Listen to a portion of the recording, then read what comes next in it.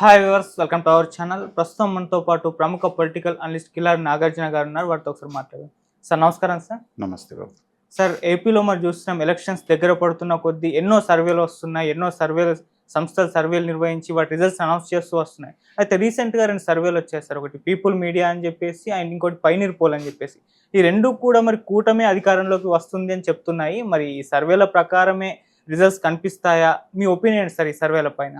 అంటే మీరు అన్నట్టుగా ఎలక్షన్ల దగ్గరికి వచ్చే కొద్దీ మన ఆంధ్ర రాష్ట్రంలో కనీసం అంటే 2 రోజులకు ఒక సర్వే, రోజుకు ఒక సర్వే వచ్చేస్తూ ఉన్నాయి. అవును. సరే, వచ్చే సర్వేల క్రెడిబిలిటీ ఎంత అనేటువంటిది లెక్కేసుకుంటే కొంత వ్యవస్థ ఉండి జాగ్రత్తగా సర్వే చేసి కొంచెం రేషనల్గా చేసి చాలా కొద్ది సంస్థలు ఉన్నాయి. సో దాంట్లో ఈ మీరు ఇందాక మెన్షన్ చేసినటువంటి పైనీరు, తర్వాత రైజ్ అని ఒకటి ఉన్నది, ఇట్లా ఒక 3-4 సంస్థలు ఉన్నాయి. సో కొద్దిగా గొప్పగా అంటే ఇప్పుడు కర్ణాటక ఎలక్షన్స్ కానివ్వండి, తెలంగాణ ఎలక్షన్స్ కానివ్వండి, లేకపోతే కొన్ని మిగతా చోట్ల వాళ్ళు చెప్పింది దాదాపుగా నిజం అవటం వలన ఏంటంటే కొంత జనాలు దాని పట్ల ఆసక్తి చూపిస్తున్నారు. అయితే మనం చాలా సర్వేలు అంటే వచ్చినటువంటి అన్ని సర్వేల్లో దగ్గర 70 నుంచి 80% కూటమి అధికారంలోకి వస్తుందని చెప్తూ ఉన్నారు. కాకపోతే ఏంటంటే మొన్నటిదాకా అంటే ఒక 15-20 రోజుల క్రితం వరకు, ఇంకా చెప్పాలంటే వైఎస్ఆర్సీపీ వాళ్ళ ఏదైతే ఎన్నికల మేనిఫెస్టో రిలీజ్ చేసే వరకు కూటమికి 105 సీట్ల నుంచి 110 సీట్ల మధ్యనే ఎక్కువ శాతం సర్వేలు చెప్పడం జరిగింది. ఓకే. అంటే వాళ్ళకి కావాల్సినటువంటి సింపుల్ మెజారిటీ ఏదైతే 90 ఉన్నదో ఆ 90 దగ్గర నుంచి కొంచెం ఒక 10-15 మాత్రమే ఎక్కువ వస్తాయి అన్నట్టుగా ప్రిడిక్ట్ చేయడం జరిగింది. ఓకే. కానీ ఎప్పుడైతే వాళ్ళు వైసీపీ మేనిఫెస్టో ప్రకటించారో అప్పటి నుంచి జనంలో ఒక రకమైనటువంటి అలజడిలాగా మొదలైంది. ఎందుకంటే చాలామంది వైసీపీ నాయకులు చెప్పింది ఏంటంటే ఇంతకంటే జగన్మోహన్ రెడ్డి గారు బ్రహ్మాండంగా చేయబోతున్నారు, అసలు బ్రహ్మాస్త్రం లాంటి పథకాలు మా దగ్గర ఉన్నాయి, అవన్నీ కూడా తొందరలో బయటికి రాబోతున్నాయని చెప్పేసి చాలా కాన్ఫిడెంట్గా చెప్పారు. కానీ చెప్పడానికి వాళ్ళు నవరత్నాలు ప్లస్ అని చెప్పేసి అని ఏదో పేరుకే కాస్త కూస్త పెంచి 1000-2000 కొన్ని పథకాలు పెంచి ఇంకొన్ని పథకాలకి 3 సంవత్సరాల తర్వాత 250 పెంచుతాం, 4వ సంవత్సరం, ఇలా రకరకాలుగా చెప్పి జనాన్ని ఒక రకంగా నిరుత్సాహపడ్డారు. జగన్మోహన్ రెడ్డి గారు బలంగా నమ్ముకున్నది ఏ సెక్షన్ నమ్ముకున్నారంటే, ఎవరైతే నా పథకాలు తీసుకున్నారో మిగతా చదువుకున్న వాళ్ళు, ఉద్యోగస్తులు ఎవరు నా పక్కన ఉన్నా లేకపోయినా ఏ సెక్షన్కి అయితే నేను అమ్మఒడి కానీ ఇంకోటి కానీ చేయూత కానీ ఇది 100 రకాల పథకాలు ఉన్నాయి, అవన్నీ అందించాను కాబట్టి వీళ్ళందరూ ఖచ్చితంగా నాకే ఓటేస్తారు అనేటువంటి ఒక కాన్ఫిడెన్స్లో ఆయన ఉన్నాడు. అందుకనే మనం చూసాం గతంలో నన్ను ఎంతమంది కలిసి వచ్చినా వెంట్రుకు కూడా పీకలేరని చెప్పేసి పలు సందర్భాల్లో చెప్పడం జరిగింది. కానీ రాను ఏంటంటే రాజకీయ విశ్లేషకులైన మాలాంటి వాళ్ళు కూడా ఆశ్చర్యపరుస్తుంది. ఎందుకంటే అవతల 3 పార్టీలు బలంగా నిన్ను ఢీకొట్టడానికి వచ్చినప్పుడు ఏంటంటే నిన్ను రక్షించేది మేనిఫెస్టో, నువ్వు దేనికి బ్రాండ్ అంబాసిడర్వి, సంక్షేమ పథకాలకు బ్రాండ్ అంబాసిడర్. ఇంకో పక్కన ఏం చెప్తున్నావు, రాష్ట్రంలో ఆర్థిక పరిస్థితి బ్రహ్మాండంగా పికప్ అయింది, మనం దేశవ్యాప్తంగా 2వ స్థానంలోనో 3వ స్థానంలో ఉన్నాము అని చెప్పేమో ఒక పక్కన చెప్తున్నారు. కానీ 3000 ఉన్నటువంటి పెన్షన్ని 5 ఏళ్లలో కేవలం నేను 500 మాత్రమే పెంచగలుగుతానని చెప్పడం అంటే ఏంటంటే ప్రజలు కొంత డిసప్పాయింట్ అయ్యారు. నీకు నిజంగానే రాష్ట్రం ఇంత బ్రహ్మాండంగా వెలిగిపోతుంటే, ఆర్థిక అభివృద్ధిలో బ్రహ్మాండంగా ఉద్యోగాల కల్పన, ట్యాక్స్లు వస్తూ ఉంటే ఒక 1000 రూపాయలు పెంచడానికి ఏముంది? ఆ పక్కనేమో మరి కూటమిలో చంద్రబాబు నాయుడు గారు నేను రాగానే వచ్చిన వెంటనే నేను 4000 రూపాయలు చేస్తాను, ఇంకా అవసరమైతే అవతల ఉన్నటువంటి 3000 రూపాయలు కూడా బ్యాక్లాగ్స్ నేను ఇస్తానని చెప్తున్నప్పుడు ఏంటంటే ఫస్ట్ డెంట్ అనేటువంటిది ఫస్ట్ దెబ్బ అక్కడ పడ్డది.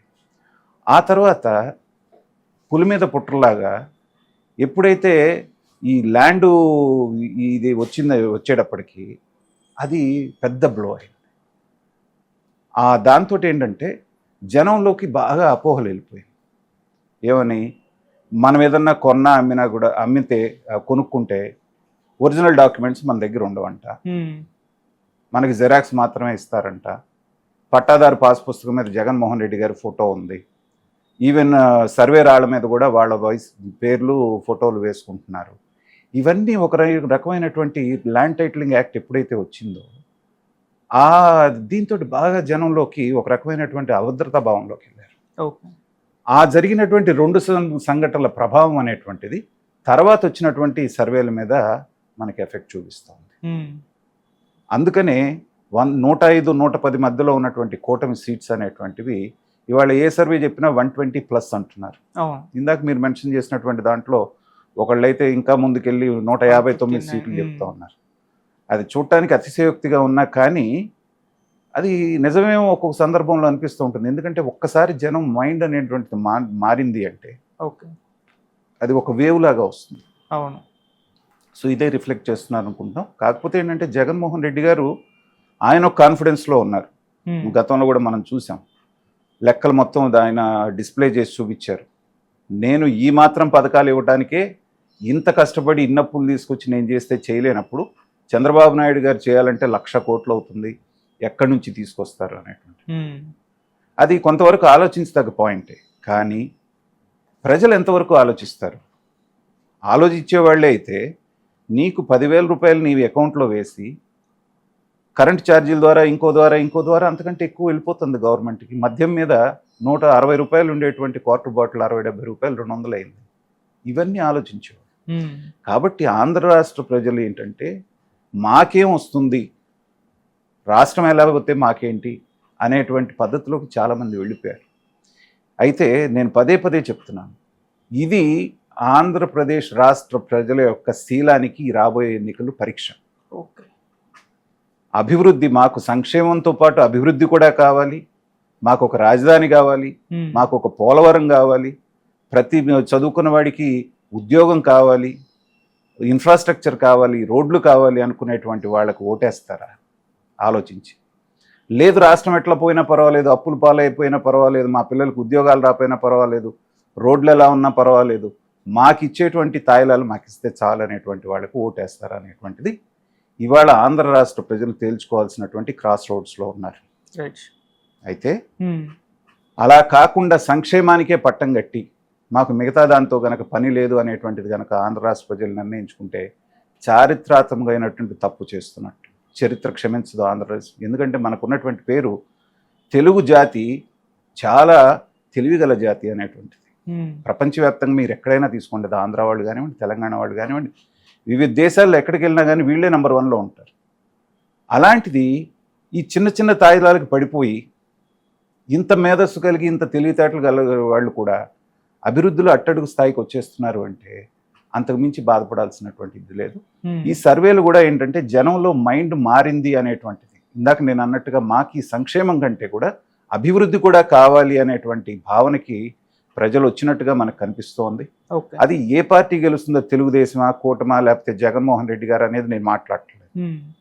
కానీ ఆంధ్ర రాష్ట్ర భవిష్యత్తు దృష్ట్యా సంక్షేమంతో పాటు అభివృద్ధి కూడా చేసేటువంటి గవర్నమెంట్ రావటం అనేటువంటిది ఆంధ్ర రాష్ట్రంలో వాళ్ళు ఎంతైనా అవసరం.